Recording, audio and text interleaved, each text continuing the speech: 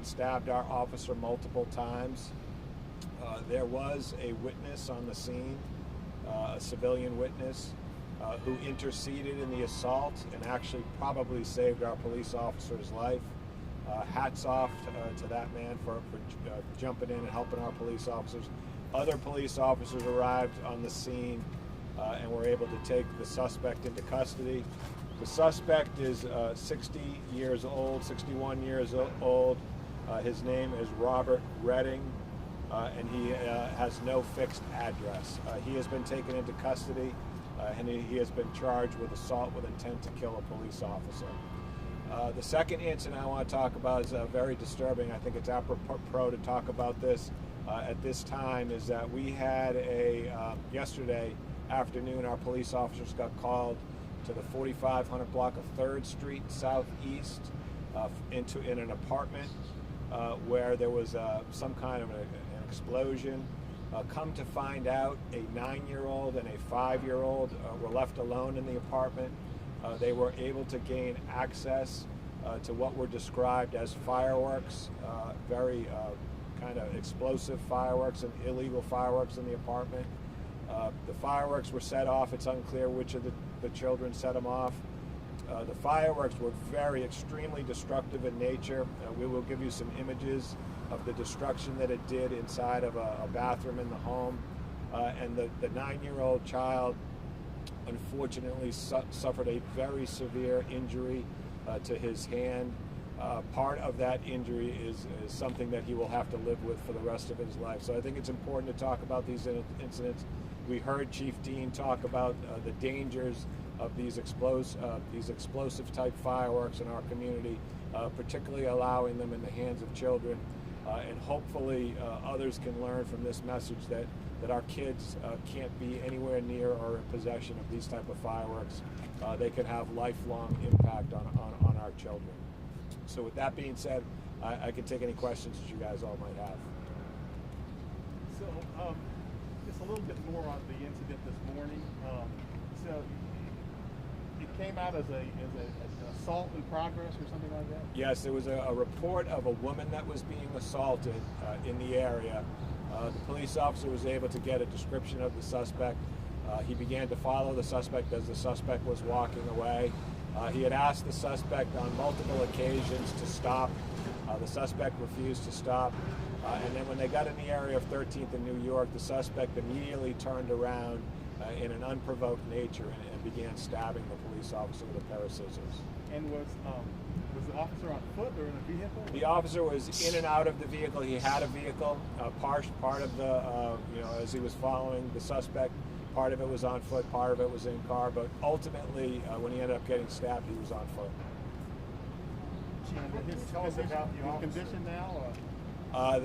He suffered some pretty serious stab wounds to his head and to his back and to his shoulder. So we're hoping that he'll make a full recovery. It appears to be non-life-threatening. Is he in a hospital or is he been... He was taken to a local hospital for treatment, yes. He's currently in the hospital? I don't know if he's been released, but I know he was receiving treatment at a local hospital. Can you tell us anything about the officer? Are you going to release his name or a picture of him, or can you give us just any idea how many years on the force? This was a veteran police officer with 19 years on the police department. He was assigned to the 2nd District. And then the Mr. Burroughs, the hero, or the homeless gentleman who helped him, he told us that he actually knows this officer, that he, I guess, is the lead officer in that area, and they were each familiar with one another. Do you know anything about that? I do not know anything about that, but it would not surprise me. Our police officers, as you know, deal with folks who are homeless on a daily basis, and generally when they're dealing with those folks in the community, they do it in a very empathetic and compassionate way, and it wouldn't surprise me if that were the case. Have you talked to the officer? I have not had an opportunity to talk to him yet. And then just your thoughts on this narrative of your officer in an unprovoked attack, and then a homeless person coming to his aid, who will most likely sleep on the streets tonight. I mean, there's a lot of outpouring on social media wanting to help this guy. Yeah, and I would be part of one of those folks that would want to help somebody who's kind enough to help an officer in need, particularly when his life is in jeopardy. So I don't know, this guy's particular circumstance, but I do say that it does make me feel good to see that a guy who our police officer, as you have said, developed a relationship with, was willing to put himself in jeopardy to protect one of our police officers. That's something we won't forget. It's very, very kind, very heroic, and I'm sure at some point I'll have an opportunity to meet him and say thank you. With the other incident, is there anybody in custody with that as far as leaving the children at home? We're currently looking at a situation where it could be a cruelty to children charge for leaving the kids in the home, particularly with those dangerous explosive devices around. So do you know anything about were they living with their parents there? These were two siblings? These were two siblings, and I believe they lived with their mother at that home. And do you know, and the fireworks were illegal fireworks? They are illegal. As you know, anything that goes up in the air or explodes is illegal in the District of Columbia. And these were particularly destructive. When you see the images, I think you'll agree that this is why we warn folks not to bring these things into the district, and particularly not to allow them to be around our children. Did the fire department have to respond? We had the ATF was there, the fire department, so we had a number of folks that responded out there, as well as our Youth and Family Services Division. And Chief, did you have another officer who was injured recently, maybe hit by a bus, who was released today from the hospital? Is there an update there? He is going to be released home today.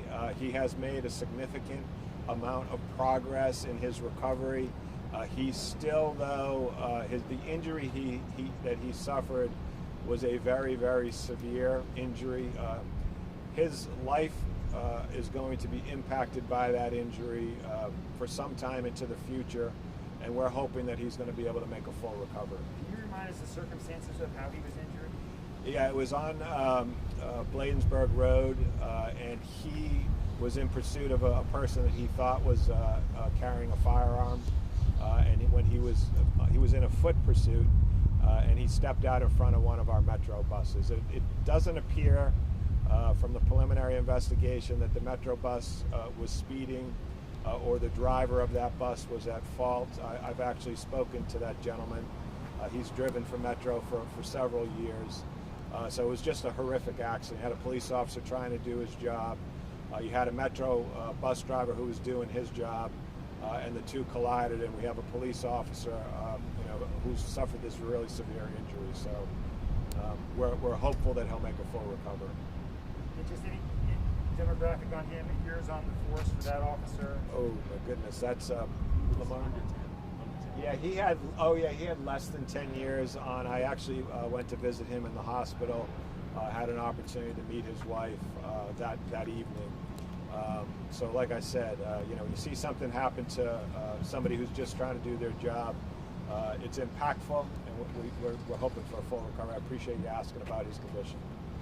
And then just on another off topic, July 4th is 2 days away. We heard from Mayor Bowser yesterday urging people to stay home. Can you tell us a little bit about what your concerns are and what MPD's role will be on July 4th?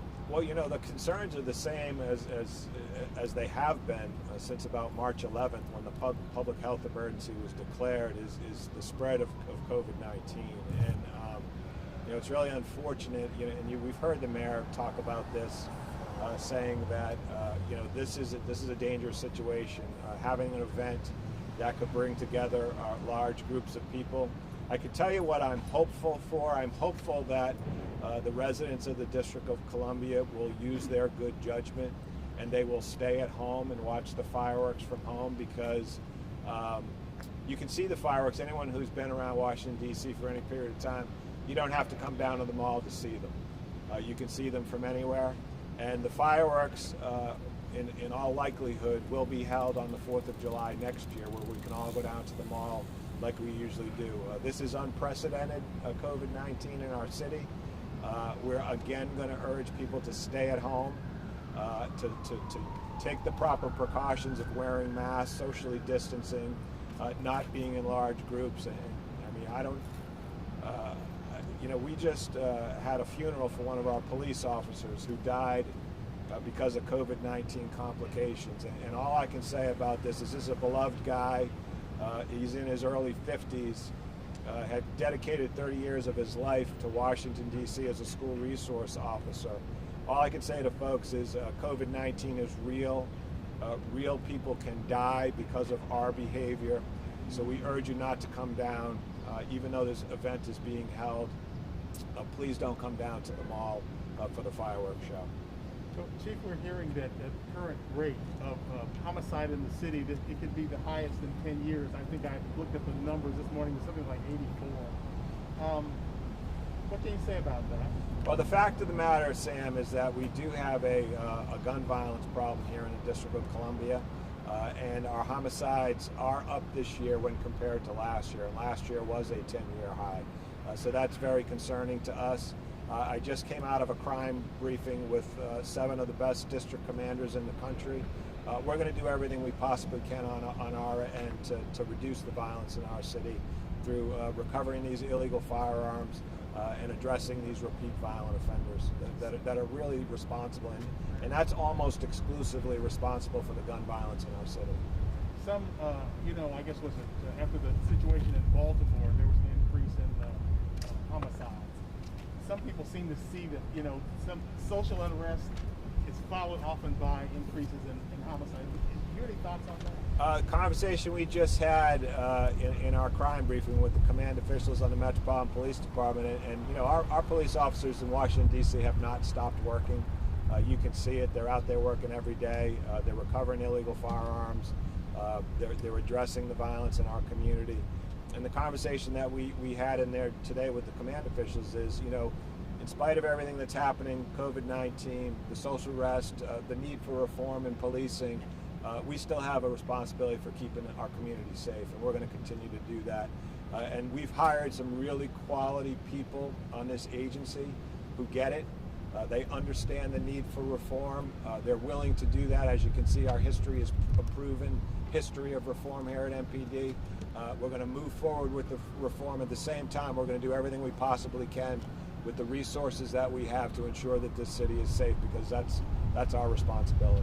And at the same time, you're facing talk of cuts in the city council. Your reaction to that? Yeah, I don't agree with that. I think that's pretty widely known that I don't agree with cutting the size of the police department at this point. But at the end of the day, I don't make that decision. So my responsibility as the chief of police is to ensure, with whatever resources that we're given, that we do the best we can to ensure that our communities are safe. Chief, one more question going back to the officer who was stabbed today. So on social media, some people are taking this as if this officer may have been attacked. Somehow it's connected to the Black Lives Movement matter, or just attacks on police officers in general and the defund police movement. Is there any indication at all to you that this had anything to do with something like that? We have not been able to establish a motive. The suspect in this case, we would not be able to get anything out of him with regards to a motive when he was interviewed. But all of the indications that we have that right now, and this could change as you know, that it is in no way, shape, or form related to the movement. Mental, you think? Or I'm sorry? Is any concern that it's a mental thing, some of the folks out? It remains to be seen. So he'll have to be evaluated to see if it was, something to do with maybe a substance abuse issue or a mental health issue. We just don't know. Suspect, was he known to police? That I do not know. He's definitely been arrested before, but I don't know if the officer that was involved had a relationship with him. Anything this violent? Had he been arrested for anything this I violent? know that he had a number of assaults in his history. Thank you. All right, thank you all. Are you giving us some video? The fireworks? Yeah. We'll put pictures out. Okay. All right.